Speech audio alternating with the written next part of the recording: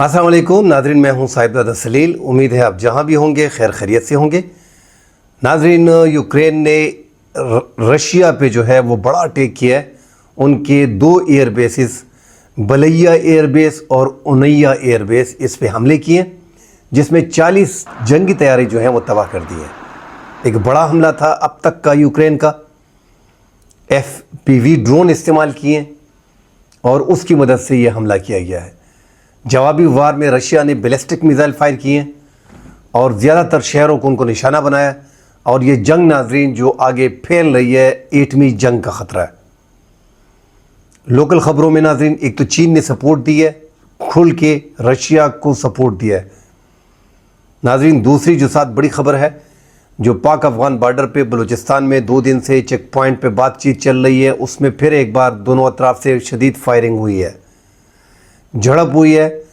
2.5-3 گھنٹے کی جھڑپ میں شدید فائرنگ دونوں اطراف سے کی گئی ہے۔ آرٹلری استعمال کی گئی ہے، توپ خانے استعمال کیے گئے ہیں، مارٹر گولے پھینکے گئے ہیں، بھاری اسلحہ استعمال کیا گیا ہے۔ جرگے کی ناکامی کے بعد دوبارہ بیچ میں فائرنگ ہو گئی تھی۔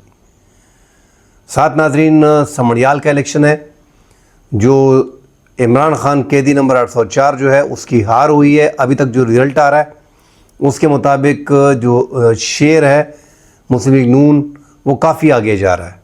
ساتھ ناظرین انڈیا کے ڈیفنس چیف نے جو انل چوہان ہیں، انہوں نے جو فائٹر جیٹ گرنے کی بات کی تھی کہ ہمارے فائٹر جیٹ جو ہیں وہ پاکستان نے گرا دیے، اس پہ اس سے استعفیٰ کی مانگ کی گئی ہے۔ ناظرین ڈیٹیل میں بات کرنے سے پہلے تمام تر دیکھنے والوں سے گزارش ہے کہ جنہوں نے ہمارے چینل کو سبسکرائب نہیں کیا، کائنڈلی ہمارے چینل کو سبسکرائب کیجئے گا۔ اگر پسند آتا ہے تو لائک ضرور کیجئے گا، شیئر کیجئے گا اور اپنی قیمتی آراء سے ہمیں ضرور آگاہ کریں۔ ناظرین اتوار کا دن ہے، آج 1 مئی ہے، اور یوکرین نے ایک بڑا حملہ کیا ہے رشیا پہ۔ یوکرین کے ساتھ ناظرین شروع میں جو بائیڈن نے، امریکہ نے ہی یہ جنگ شروع کی، ان کو مکمل سمرتھن دیا، ان کو سپورٹ دی، اور جتنے بھی یورپی کنٹری ہیں وہ سارے جو ہے وہ یوکرین کے ساتھ کھڑے رہے۔ امریکہ نے تھوڑا سا ہاتھ پیچھے کر لیا، بڑی کوشش کی ڈونلڈ ٹرمپ نے اس جنگ کو روکنے کے لیے، بہرحال وہ جنگ میں ناکامی ہوئی، جس میں ہم نے دیکھا کہ زیلنسکی جو یوکرین کے صدر ہیں، ڈونلڈ ٹرمپ نے انہیں اپنے وائٹ ہاؤس میں بلایا اور وہاں پہ اس کی تو میں بھی ہوئی، ان کی بڑی بےزتی بھی ہوئی۔ اس کے باوجود جنگ رکنے کا نام نہیں لے رہی۔ یورپی جتنے بھی ممالک ہیں وہ سارے یوکرین کے پیچھے کھڑے ہیں۔ آج کے حملے کے بعد یوکرین کا میڈیا بتا رہا ہے کہ ڈونلڈ ٹرمپ کو آگاہ کر دیا گیا تھا۔ بہرحال ٹرمپ نے کہہ دیا خود ہی کہ مجھے اندازہ نہیں ہے کہ کیا ہوا ہے۔ ناظرین جو ڈرون حملے اس ٹائم پہ کیے گئے ہیں تو یہ تقریباً دونوں ایئر بیسز جو ہیں 4000 اور 2000 کلومیٹر دور ہیں۔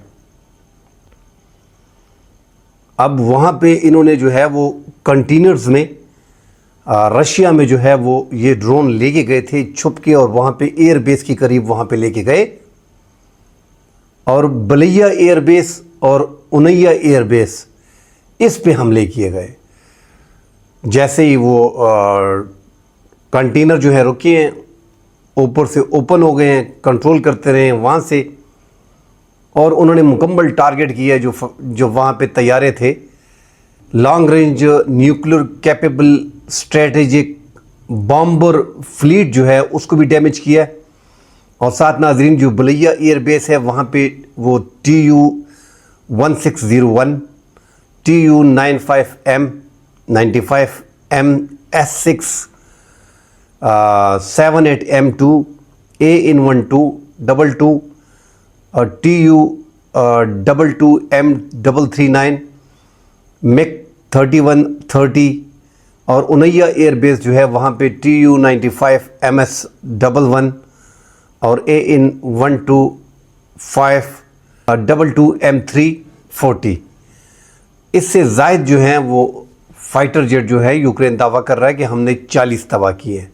40 ناظرین بہت بڑی تعداد ہے، اور وہاں پہ وہ دعویٰ کر رہے ہیں کہ جو یوکرین کی جو سیکیورٹی سروس SBU کہ یہ آپریشن جو ہے وہ اسپائڈر ویب انسانی تاریخ کا سب سے کامیاب ترین آپریشن تھا، جو اسٹریٹجک کروز میزائل جو ہے 34% اس کا ذخیرہ تباہ کر دیا ہے۔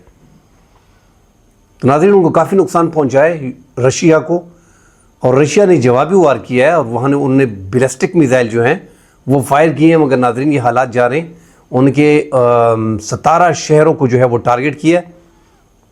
ابھی بھی بامبنگ جاری ہے رشیا کی طرف سے، مگر ساتھ یورپی یونین کھڑا ہوا ہے اور لگ ایسے رہا ہے کہ جرمنی پہ حملہ ہونے والا ہے، سربیا پہ حملہ ہونے والا ہے، یو کے پہ حملہ ہونے والا ہے۔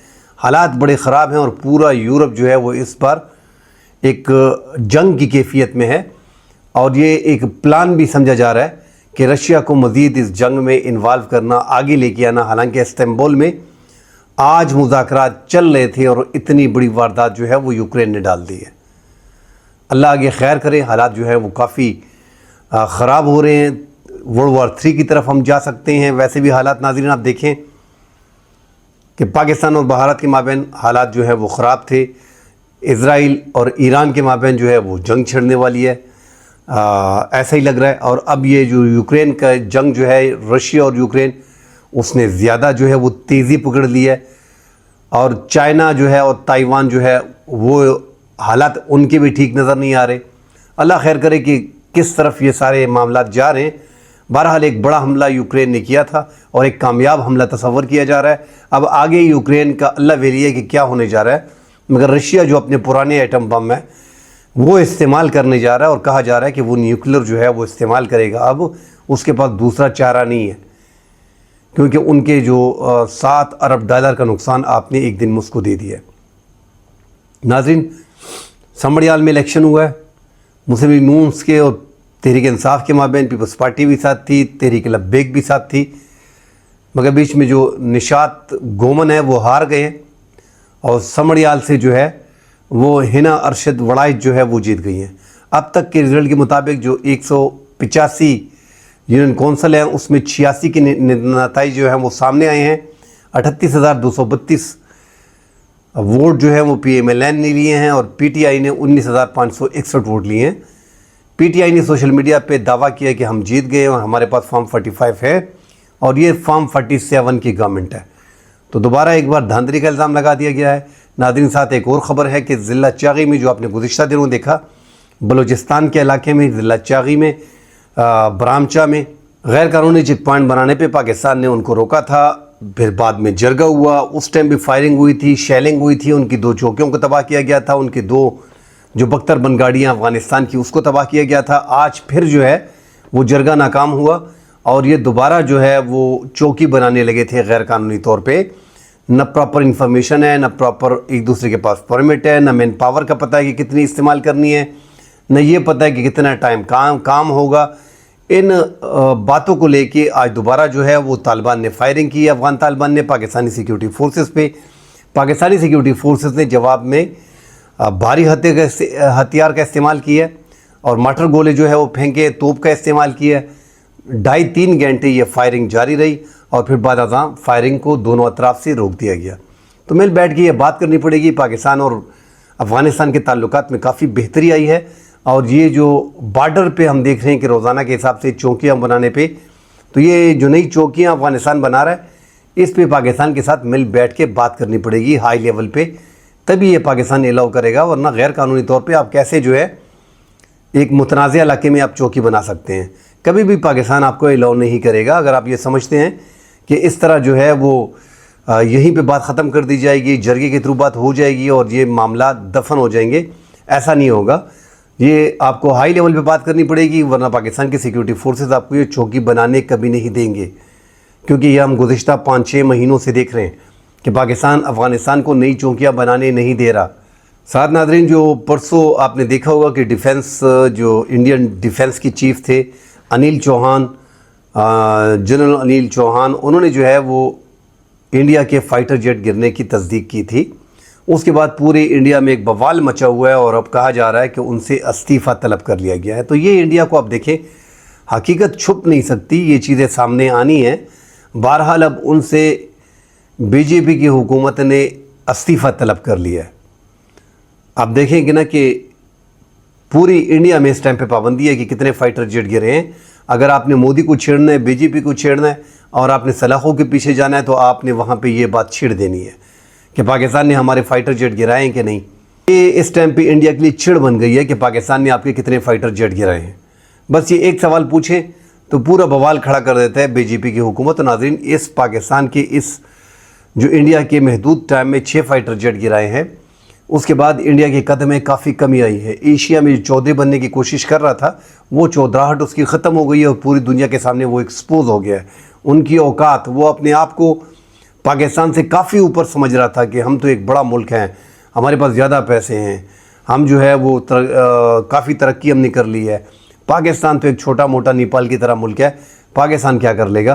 اب واپس جو ہے وہ وہی نیپال اور پاکستان اور ان کی لائن میں کھڑا ہو گیا، بلکہ اب اپر ہینڈ ہے پاکستان کا فضائیہ میں، اور پاک آرمی جو ہے پاکستان کی اس کا اپر ہینڈ ہے اس ٹائم پہ انڈیا پہ. اور انڈیا مکمل جو ہے اس ٹائم پہ دباؤ کا شکار ہے، اپنے فوجی افسران سے بھی استعفی طلب کر رہا ہے.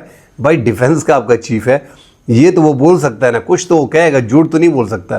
ساتھ ناظرین ایک اور خبر ہے کہ جو 10 سال پہلے بنگلہ دیش میں جماعت اسلامی پہ پابندی لگائی گئی تھی، سپریم کورٹ نے وہ پابندی ہٹا دی اور آنے والے الیکشن میں جماعت اسلامی اب حصہ لے سکے گی. آپ دیکھیں ناظرین کہ ساری دنیا میں یہی حال ہے، پاکستان ہو گیا، انڈیا ہو گیا، بنگلہ دیش ہو گیا، ہم جیسے جتنے بھی ممالک ہیں ان کی آپ عدلیہ کو دیکھیں.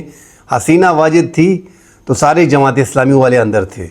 اب جب محمد یونس کی گورنمنٹ سرکار آئی ہے تو آپ دیکھیں کہ وہ آہستہ آہستہ واپس نکل رہے ہیں، ان کی ضمانتیں ہو رہی ہیں اور ان پہ پابندیاں ہٹ رہی ہیں. پاکستان میں بھی یہی حساب ہے، جس کی گورنمنٹ ہوتی ہے پورا عدلیہ تقریباً اس کے تابع ہوتا ہے. بنگلہ دیش میں بھی یہی ہو رہا ہے. اور انڈیا میں ہم نے دیکھا ہے رام مندر کے معاملے میں، جب بابری مسجد کو گرایا گیا اس کی جگہ پہ اس کی زمین پہ رام مندر تعمیر کرنے کے لیے بات چھڑی اور رام مندر تعمیر ہو گیا، تو ہم نے دیکھا ہے کہ بی جے پی کی حکومت کے زیر اثر انہوں نے جو ہے وہ رام مندر کے حق میں ووٹ دے دیا ہے اور ایک فیصلہ سنا دیا.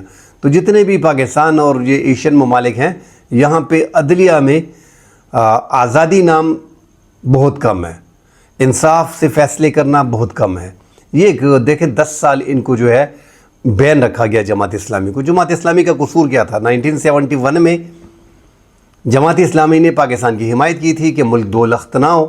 اب ایک ملک کو 2 لخت ہوتا ہے تو تمام تر ملک کے رہنے والے جو ہیں وہ کبھی بھی یہ برداشت نہیں کریں گے کہ ہمارا ملک جو ہے وہ ٹوٹ جائے. اب حسینہ واجد جو ہے، جس کو اگست 2024 میں اسٹوڈنٹس نے 700-600 شہداء کی قربانی دینے کے بعد، ان کی 15 سالہ حکومت ختم کرنے کے بعد وہ اپنے دوسرے گھر چلی گئی انڈیا. ان کے حسینہ واجد کے دماغ میں بھوسا بھرا ہوا تھا، وہ جماعت اسلامی کے سخت خلاف، پاکستان کے سخت خلاف، اس کے ذہن سے ماضی نہیں نکل پا رہا تھا. اس لیے وہ مکمل طور پہ ان کو پھانسیاں دی گئی. جماعت اسلامی نے بڑی قربانیاں دی ہیں، ان کی جماعت پہ پابندی لگا دی گئی اور ایک ڈکٹیٹرشپ کو قائم کیا ہوا تھا اور مکمل انٹی پاکستان گورنمنٹ تھی وہاں پہ. اب محمد یونس کے آنے کے بعد کافی بہتری آئی ہے اور امید ہے کہ آگے اب دیکھیں نا، جیسے آپ کنواں کھودو گے خود ہی اس میں گرو گے. اب عوامی لیگ جو ہے حسینہ واجد کی، اس پہ بین لگا دیا گیا ہے. تب 8-10 سال اس پہ بھی بین چلے گا. آپ کو اندازہ ہو جائے گا، آپ کی سیاست وہیں پہ ختم ہو جائے گی. 70-72 سال آپ کی عمر ہے. اس کے بعد آپ نے مزید کیا گورنمنٹ کرنی ہے بنگلہ دیش میں؟ تو بنگلہ دیش میں نئی قیادت بھی سامنے آ جائے گی. خالدہ ضیاء بھی جو ہے 80 سال تک ان کی ایج پہنچ گئی ہے، ان کی پارٹی جو ہے وہ بھی الیکشن کنٹیسٹ کرے گی. مگر لگ رہا ہے کہ اس بار مکس حکومت بنگلہ دیش میں آئی. ناظرین کل انشاءاللہ اگلے پروگرام میں حاضر ہوتے ہیں، ڈیٹیل سے بات کرتے ہیں. فی الحال کے لیے اجازت دیجیے. اللہ حافظ.